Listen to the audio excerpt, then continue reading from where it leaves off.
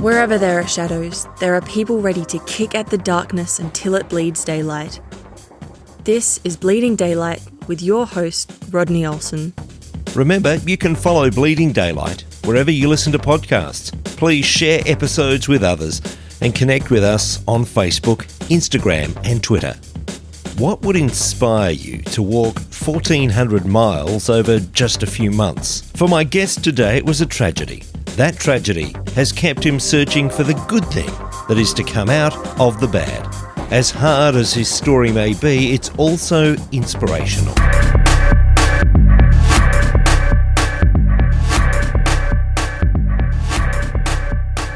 Barry Adkins has warned tens of thousands of people about the dangers of binge drinking.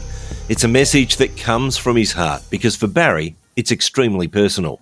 It was a message that in 2007 compelled him to walk 1,400 miles from Arizona to Montana.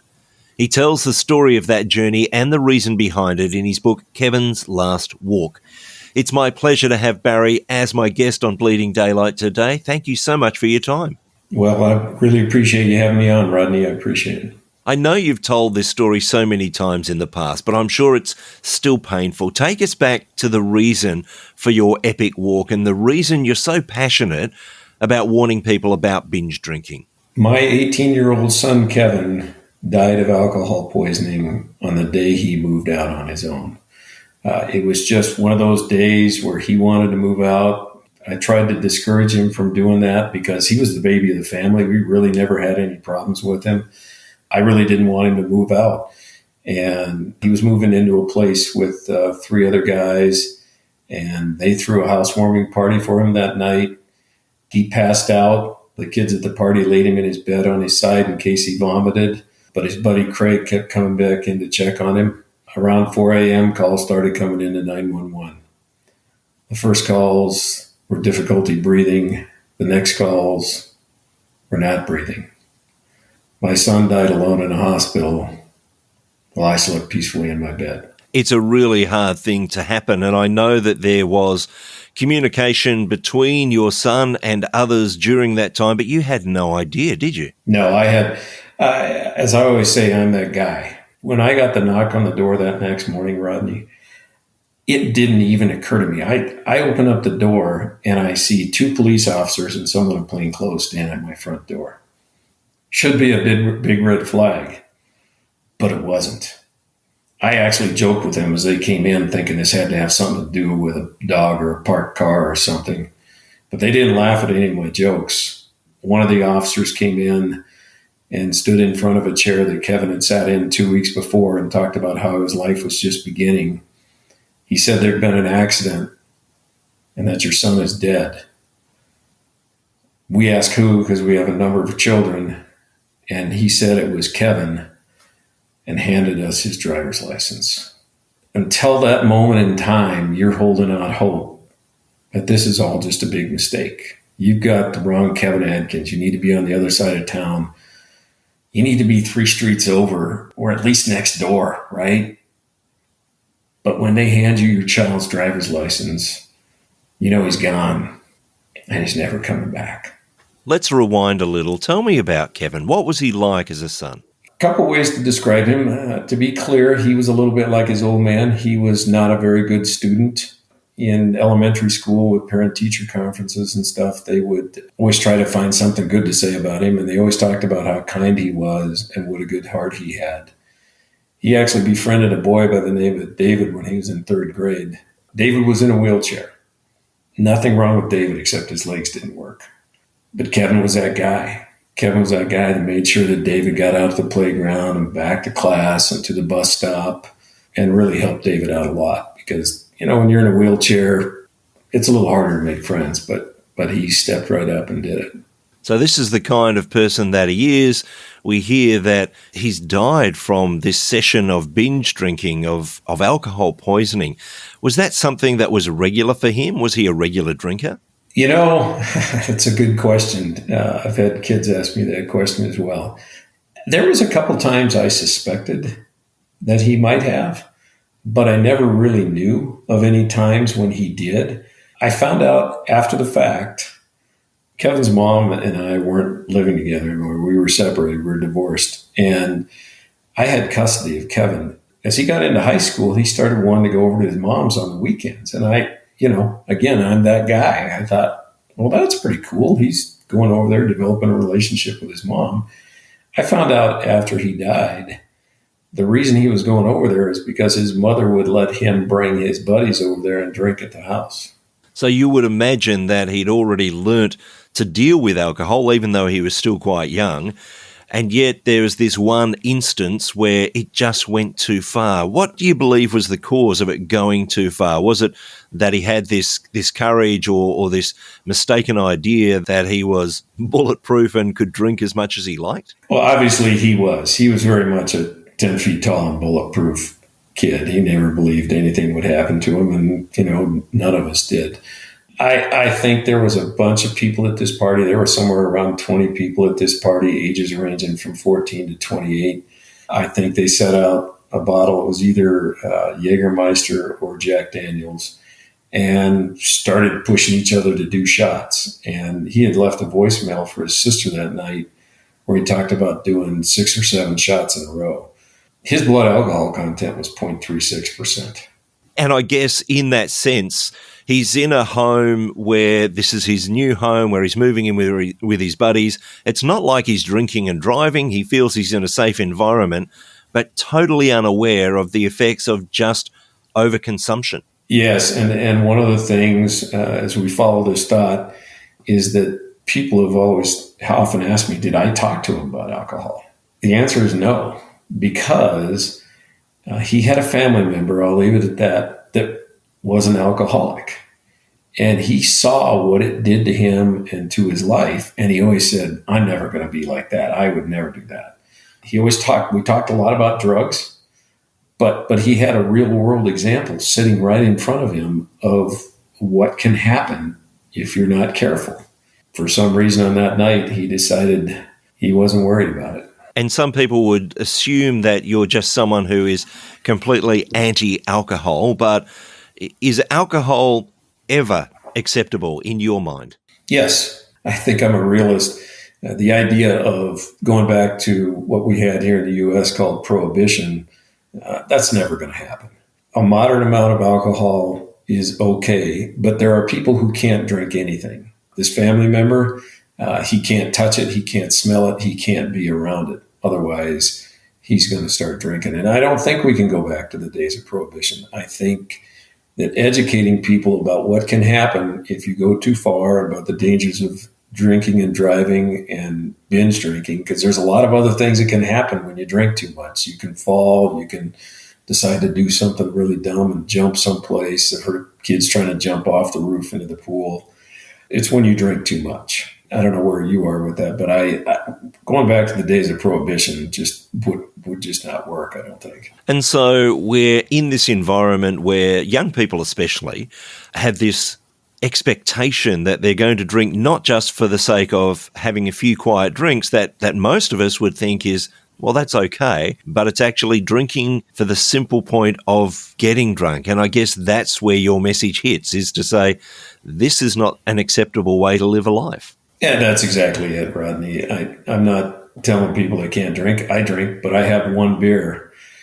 In the job that I do that pays my bills, I actually often end up in social functions at night where there's a lot of drinking going on, right? And if you've ever sat in a pub or a bar all night sober, you know where I'm going with this. As the night goes on, people think they're getting cooler and cooler. And the reality is they aren't. I actually have a relative that's a cop that told me a story one time. He pulled this guy over that he suspected of drinking and driving. And if you get pulled over, if you have a beer in your hand, you would think you would hide that, right? That would be the right thing to do. Well, the cop walks up to the side of the car. The guy's got the beer sitting between his legs. You think, okay, well, that's not so smart. Well, as the cop talks to him a little more, he finally asks him, okay, you need to step out of the vehicle, which is what they always do, right? So now for sure he would hide that beer on the floor, right? No, he was so drunk, he handed the beer to the cop and asked him to hold it while he got out. I mean, yeah. Like, wow. The brain is disconnected at that point.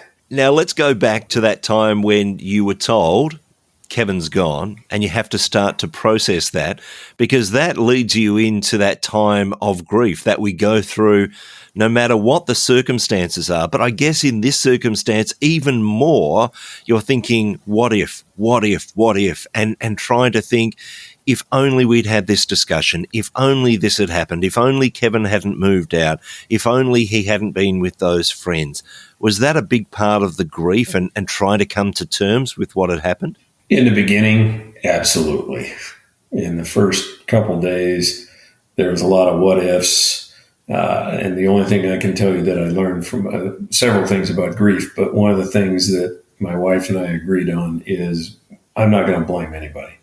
There's just no money in it, right? Because you're blaming people and it doesn't change the facts. It doesn't bring him back. It only brings more pain to an already extremely painful situation. So in the beginning, I blame myself a lot. Let's be clear.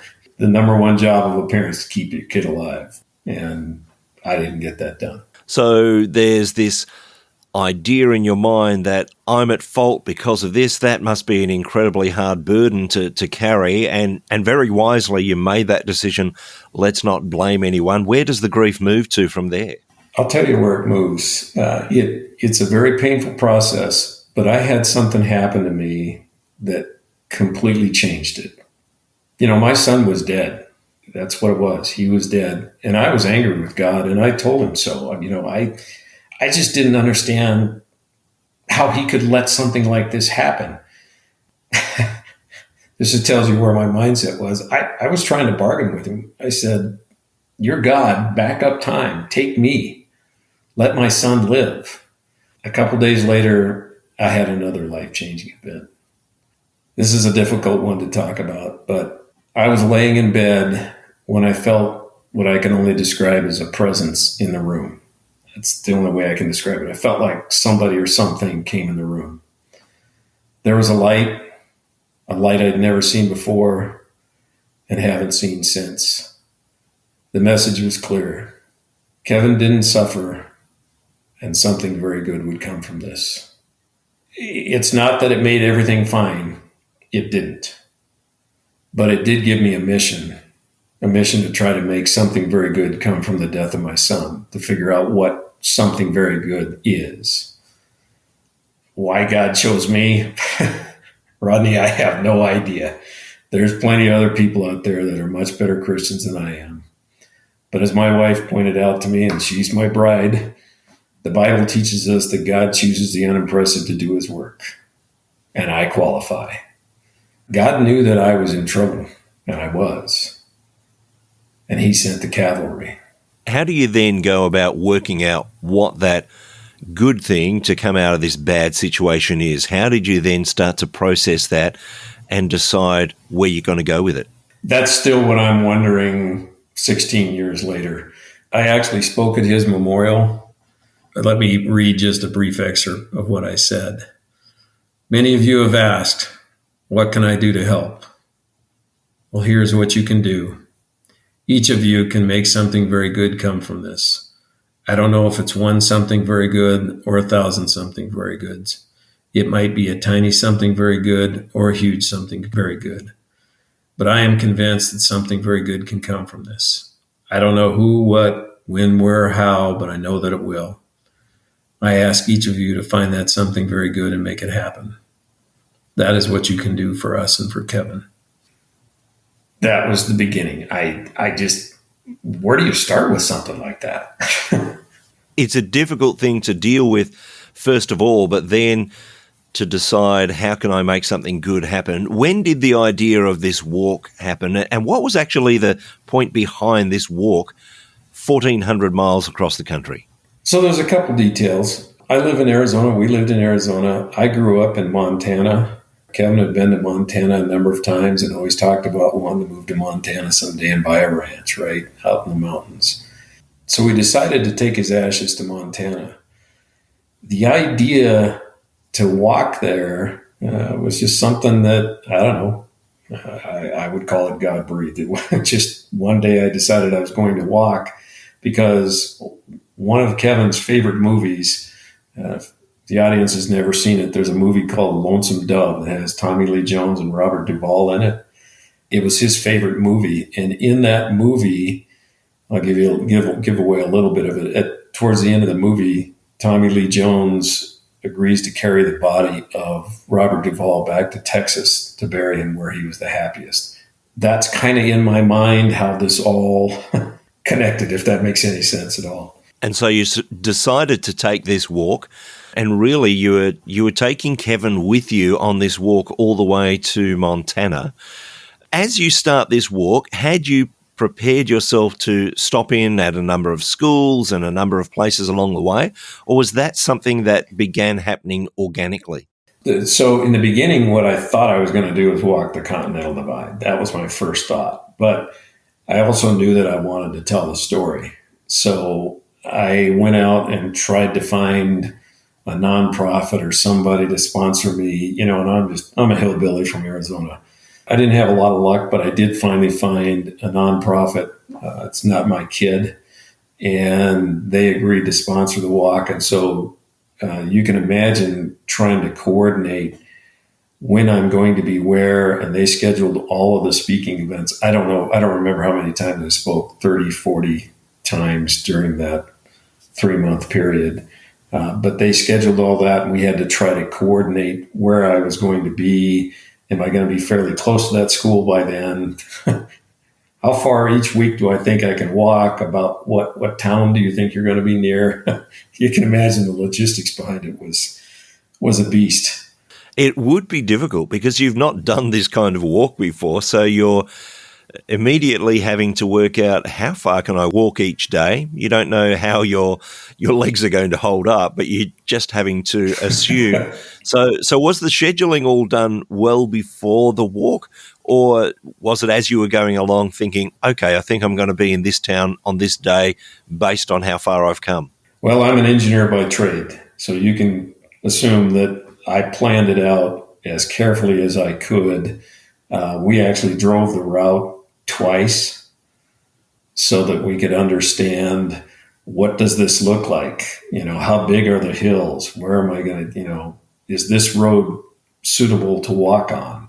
And where are we going to stay every night? Because we had to plan hotels, all of those kinds of things. So I planned it as best I could because I didn't want to be winging it. And at the end of the day, you do it a little bit of winging because things change and additional speaking things come up. But I planned to walk 90 miles a week.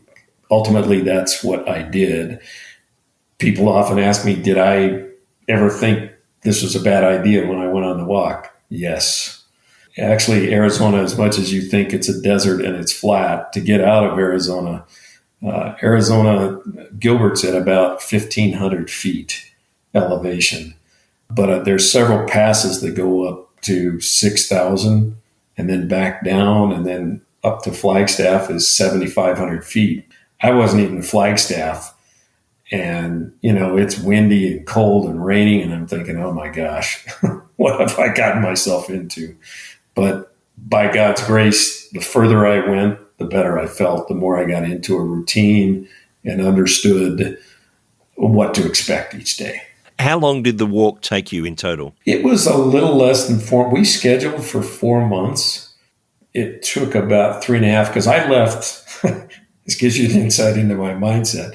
I left days that I called off days just in case I got sick or I got hurt. So every 3 or 4 weeks in the schedule, I would say, I'm not doing anything that day just in case I got sick or something. But again, by God's grace, I didn't have a single sick day or weather day because every time I felt like taking a day off, I thought I might feel worse tomorrow. So I better get out and go. It just worked. And I tell everybody, if I could pull off something like this, imagine what you could do. I'm not that clever of a guy. I'm wondering too, you say that initially you had this sense of a presence in the room, there's this light that you've never seen since, and so you haven't actually had that happen again. But surely during this long walk, as you're there walking by yourself for hours each day, was there business that you got to do with God? Was there a gentle calling from God along the way in reassuring you of what you were doing? He speaks in a number of different ways. It to me, it always felt like when I was having the worst day, he would do something that picked me up. Because when you're out on the road like that, people stop and talk to you all the time. When they do that, it helps pick you up, right? Because they're like, wow, this is great. Can you come and do this? And then they'll tell you their stories of almost losing someone or losing someone to alcohol. One of the coolest things that happened was outside of Flagstaff. I spoke at Flagstaff High School, and I was a day outside of Flagstaff, so 20, 30 miles out. This car pulls up. I see him go by me, turn on his brakes. I'm like, oh, cool. Take a break and talk to this guy. And he comes up to me and he said, are you the guy that spoke in Flagstaff a few days ago? And I said, yeah, that's me. And he said, he gave me a hug and he said, that was the first time that his son ever came home and talked about what he did in school that day. And he wanted to thank me.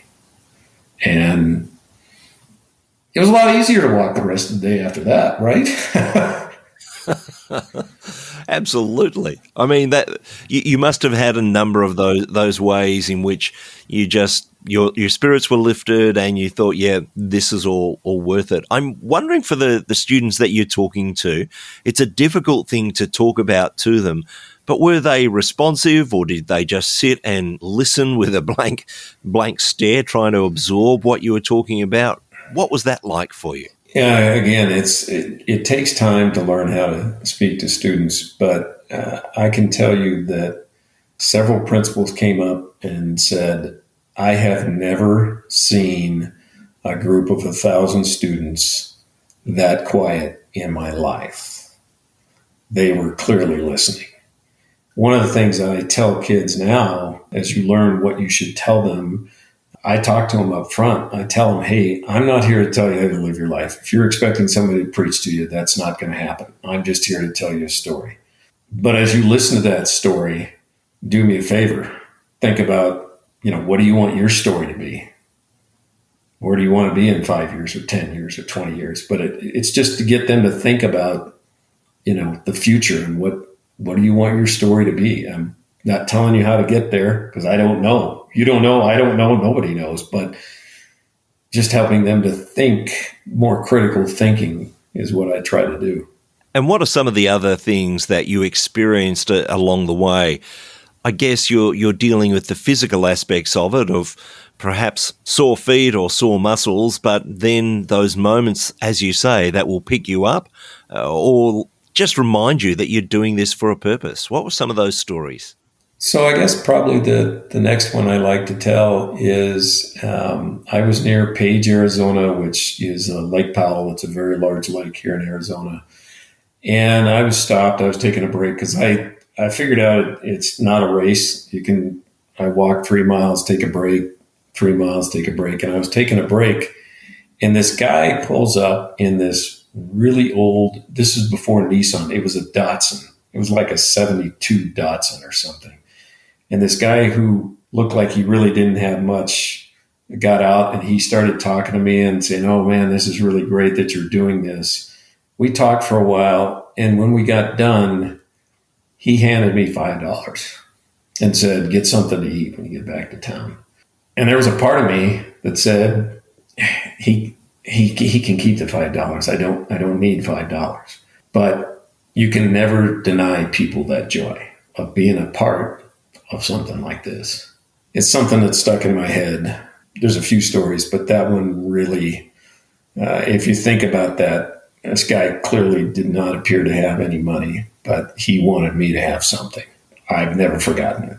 There's just so many stories, I'm sure, that come from this walk along the side of roads of people that you're passing each day, and I guess wondering what their stories might be as you continue on. Did you have anyone with you on this walk? Was it just you solo? So there was some logistics. My daughter walked, her and her husband walked part of it with me, and they would alternate walking with me one day and then the next day. I'm a happily married man. My wife met me every 3 miles. She would drive up and park. She actually kept a document where she would write down the mile marker and the time, and then she would drive 3 miles ahead, write down the time and when I got there, and she tracked me all the way. Just, she kept a pretty close eye on me, which was very helpful to understand, okay, she's going to be there in 3 miles. I can get something to eat from her or whatever I needed. She would get it for me. So it was not a solo. It was, as I used to tell the kids, I'm just the dude that did the walking and talking. There was people behind the scenes scheduling things and figuring out what hotel I'm going to go to next. And, oh, by the way, could you fit this school in on this day? There was a lot of that. There's people that would stop and say, hey, could you come to our school? I'm like, yeah, what day, what time? Let's make it happen. I mean, it made for longer days, but I really didn't turn down any that were even reasonable requests. And all this time, this is becoming like a lifestyle as it happens over several months. I'm wondering, as you got closer and closer to your destination, as you got to Montana, what was that feeling like for you, knowing that this chapter is going to close? There must have been a mix of joy, I've done it, but also I'm about to leave behind something that has become a way of life over the last few months. It was a way of life. We discovered we could live out of a hotel and a couple of suitcases. But if you think about it, doing a walk like this, every day you know exactly what your goal is, right? And that's part of the struggle with life, is that we don't know.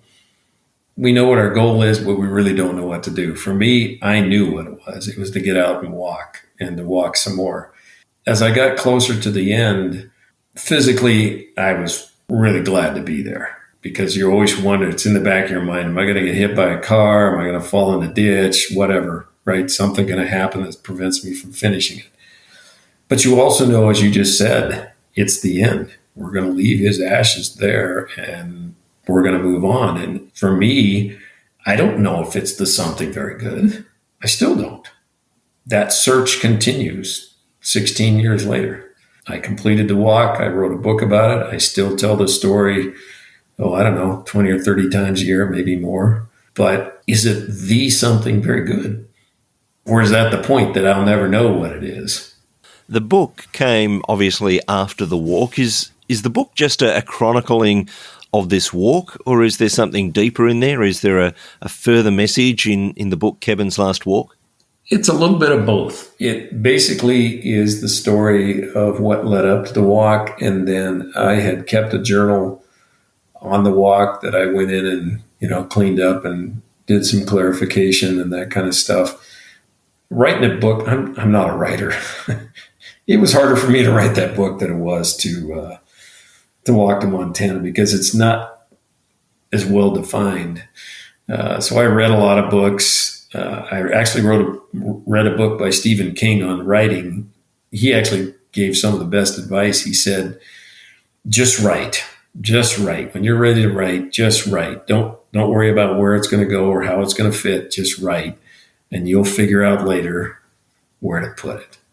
And then I had it reviewed by book club, and they all went around and said, oh, it's a great book. Well, my family told me that too, and I knew it wasn't, right? And I would love to rewrite it, but the time just hasn't presented itself. But I wanted people to tell me what they didn't like about the book, and that's what I did. Was I really wanted people to tell me, what didn't you like about it? Because I'm not a writer. I don't know if you've done any writing, but it's a complicated process, I discovered. I'm wondering about the responses that you've had from the book.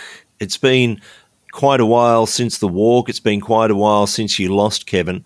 Are there people that have got back to you over the last 16 years about that instance, or the times that you've been at their school and said, you know what, this actually helped me through my life since then? It has, and there's obviously a number of stories that go around that. But one of the things that I've done when I'm able to do it is I passed out a card that had the three key takeaways, which we'll get into in a bit. But what I tell people is three things is going to happen to this card. You're going to put it in your wallet. You might throw it out on the way out, or you might take it home and tape it to the bathroom mirror. And I had a lady reach out to me to ask me to speak at a school, I think it was. And I said, "How did you hear about me?" And she said, "My husband has your card taped on the bathroom mirror."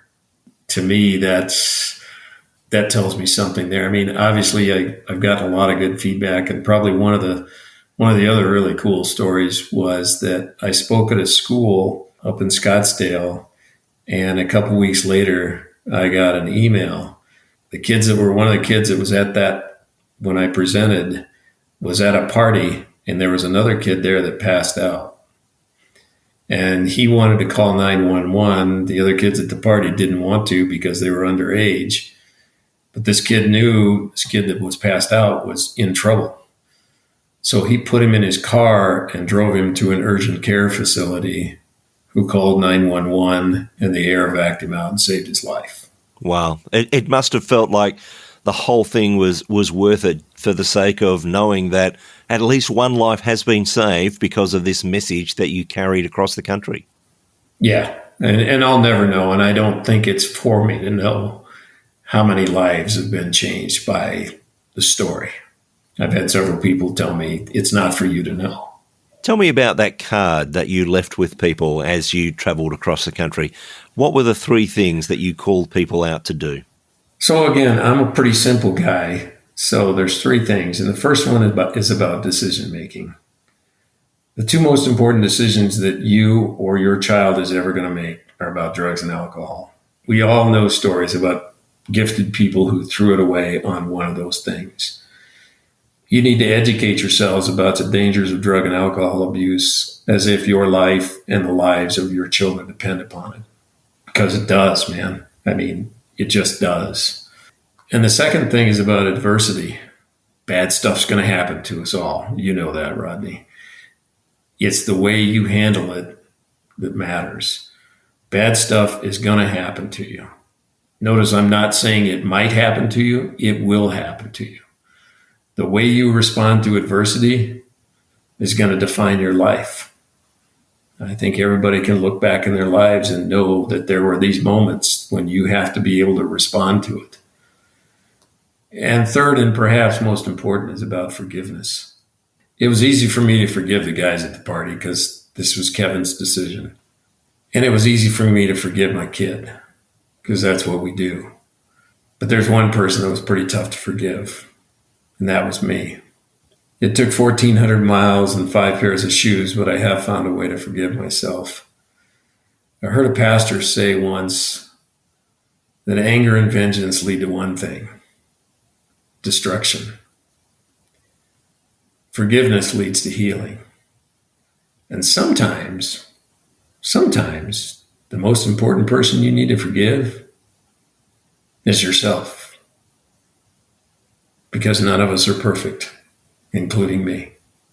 I know that there will be parents listening who say, well, my son or my daughter is involved in risky behaviour around alcohol or perhaps even drugs. They don't want to listen to a lecture from mum or dad. How do I reach out? How do I actually speak through that, cut through that, to let them know that I'm here for them and that this is something that could lead to a direction that they really don't want to go down? You know, I have an answer for that, and it's the same answer that I tell students and parents. For the parents, you can use tools online. You can do Google alerts, or you can just read the paper. And what you want to do is be talking to the other parent when the student is in the room.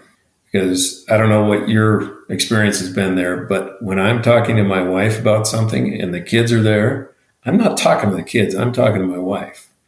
But they're listening to everything I'm saying, right? So you're not talking to them, you're talking to a spouse about some event that happened, a drug overdose or an alcohol overdose, a DUI where someone was killed.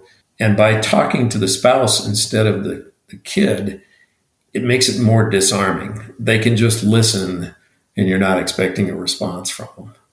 And the same thing applies to kids. I tell them, hey, if you want your parents to talk to you about it, but you don't know how to start it, have a conversation with one of your friends on the phone about it when your parents in the room. And I promise you, when you hang up the phone, that's going to start the conversation because the parent's going to say, okay, what was that all about? Right? But it's an indirect way because it's an awkward thing to do, right? Oh, hey, we're going to talk about drugs and alcohol today, okay? But as you use real life experiences and examples, and maybe you're not talking directly to them, they're still listening.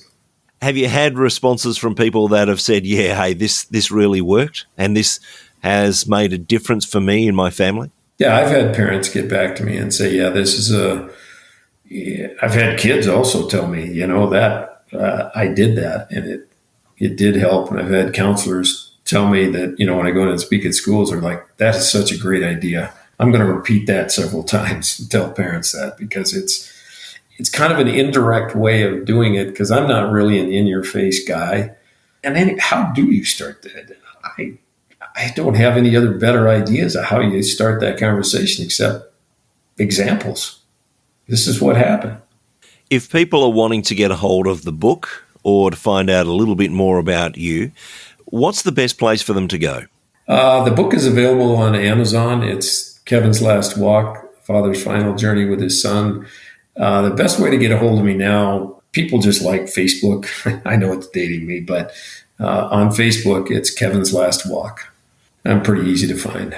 We'll put the details of how to contact you in the show notes at bleedingdaylight.net so people can just go there. We'll put the links back to it and people can grab the book or get in touch with you. Now, I know that as you've talked to tens of thousands of people over the years, you've left that card with people, you've left them with that final message. And I guess I'm asking you to do the same right now as a thing that you want to leave with people as you leave this conversation. What would you say to people that are listening right now? I'm that guy. I'm that guy who never believed anything would happen to his kids. You're that guy. You're that gal. You have to understand that it can happen to you. There may not be any big warning signs. There could be warning signs, but there may not be. And to be vigilant, to have those conversations, those awkward conversations about what can happen. And again, use the examples of what you've seen happen because nobody believes it's going to happen to them. And that was me. That was Kevin. I just never thought in a million years that I'd be the guy out telling this story. That was not part of, as much as you can't plan your life, that was not part of my plan, was to get out and do this stuff. But it can happen to you. It can. Barry, it's been wonderful talking to you out of a very difficult and sad circumstance. You've been able to touch many thousands of lives, so I want to thank you for that. And I want to thank you for spending some time with us today on Bleeding Daylight. You bet, Rodney. I appreciate the time. Thank you for listening to Bleeding Daylight. Please help us to shine more light into the darkness by sharing this episode with others. For further details and more episodes, please visit bleedingdaylight.net.